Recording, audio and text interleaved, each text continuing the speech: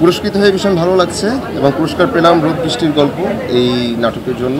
তো এই নাটকটা আমার ভালো লাগার প্রচণ্ড কারণ হচ্ছে এই যে এই গল্পটা আমার আমার সবসময় ইন্টেনশন এরকম থাকে যে একটু ভিন্ন গল্প ভিন্ন প্লট যদি আমরা পাই, মানে হয় না যে আমরা পারিবারিক গল্প বলি, প্রেমের গল্প বলি, সংগ্রামের গল্প বলি, তো তার মধ্যে আমার মনে হয় যে ওই সংগ্রামের গল্পটা কিছুটা কম আসে। তো সেই জায়গা থেকে এই গল্পটা যখন আসলো আমার কাছে একটু বিশেষ চ্যালেঞ্জ ফিল হলো যে এই কাজটা আমি করতে চাই, কারণ এটা একটা শ্রেণীর গল্প, এটা একটা মানুষের সংগ্রামের গল্প এবং বিশেষ করে শ্রেণীর গল্প এবং একটা সমাজের গল্পও বলা চলে, যে সমাজে আমরা আসলে নানাভাবে মানুষকে ছোট করতে চাই, করতে চাই।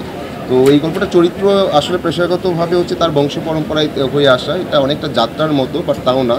আমি যদি বলি যে এই পেশাটায় দেখা যায় একজন গান করেন বা পুরো একটা টিম গান করে, আর একজন হচ্ছে মেয়ে সেজে সেটা পারফর্ম করে, যেটা মানুষের কাছে উপভোগ্য হয়। তো এই প্রফেশনটা ধীরে ধীরে এখন প্রায় বিলুপ্তের পথে। তো এই প্রফেশনটাই থাকা এবং এটাকে ওন করা, এবং যখন সেই আমাদের যদি বলি যে এই সমাজে মানুষের সাথে মিশতে চায়, একটা জায়গায় সে পৌঁছাতে চায়, তো তখন সে নানা রকম আসলে বাধার সম্মুখীন হয়, নানা রকম কটু কথার সম্মুখীন হয়। তো তখন প্রশ্ন আসে যে আমরা কি শুধু আর্টটাকে গ্রহণ করি, আর্টিস্টকে না?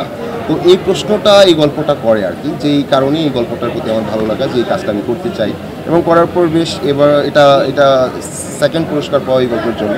তো আমি স্মরণ করছি আমার ডিরেক্টর সুব্রত সঞ্জীব দাকে, উনি বরিশালে এই কাজটা করেন এবং যে ওনার ক্ষেত্রে আমি একটা কথা বলছি আগে বা এখন বলতে চাই, যে ঘরের উঠানে বসে গল্প লিখেন এবং ঘরের উঠানে শ্যুট করেন। সো তার যে এই যে নিজস্বতা এবং নিজ যদি বলি যে শিকড়ের প্রতি যে তার এক ধরনের আস্থা এবং সেটাকে প্রকাশ করার যে তার একটা প্রবণতা, সেটাকে আমি স্যালুট করি। নতুনদের সাথে কাজ করার জায়গাটা সবসময় ভালো, এটা এক ধরনের পাওয়া যায় যে নতুন একটা মানুষের চিন্তা ভাবনা যদি বলি, বা তার একটা বিষয়কে প্রকাশ করার যেই আইডিয়াগুলো আমি বুঝতে পারি। সো একটা নতুনত্বের সাথে পরিচিত হওয়া যায়, সেটা থেকে আসলে নিজেরও অনেক কিছু শেখার থাকে। সো আমার কাছে বেশ মনে হয় যে নতুনদের সাথে কাজ করা বেশ মচমচে একটা ফিল কাজ করে আর কি, তখন যে নাইস দেখি ও কীভাবে ভাবছে, ও কীভাবে কাজটা করছে। এবং সাদ্দিমা বেশ ভালো, এবং সাদ্দিমা ভবিষ্যতে আমি মনে করি যে দুর্দান্ত আমাদের একজন অ্যাক্ট্রেস হতে যাচ্ছেন, তার জন্য অনেক শুভকামনা।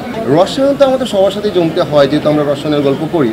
সো নতুন পুরাতন সবার সাথেই আমার আসলে রসায়নটা হতে এই গল্পের সাথে আমার ক্ষেত্রে আর কি, আমার যদি অবজারভেশন এটাই আমার ক্ষেত্রে, যে আমি গল্পটাকে বিশ্লেষণ করি, এই সিনটাকে কীভাবে আসলে আমি প্রকাশ করব, সেই বিশ্লেষণটা সেটাই আসলে মেন রসায়ন হয় আর কি।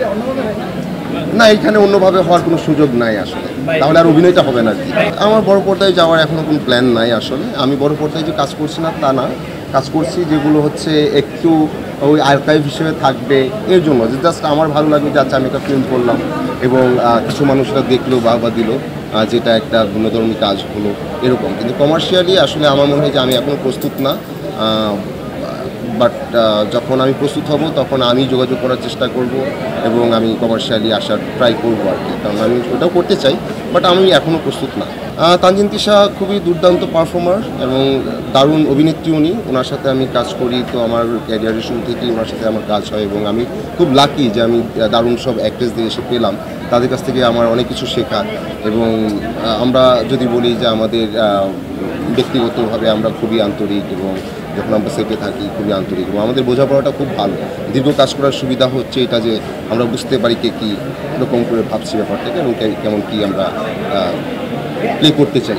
কাজল রেখা সর্বশেষ ছিল, সামনে এর ভিতরে আরও 2টা ফিল্ম করা হলো আমার, 3.5 হাত ভূমি, তারপর হচ্ছে আপনার লাস্ট কাজ করলাম 3.5 হাত ভূমিতে, এবং আরেকটা হচ্ছে জীবন আমার বোন, এটাই।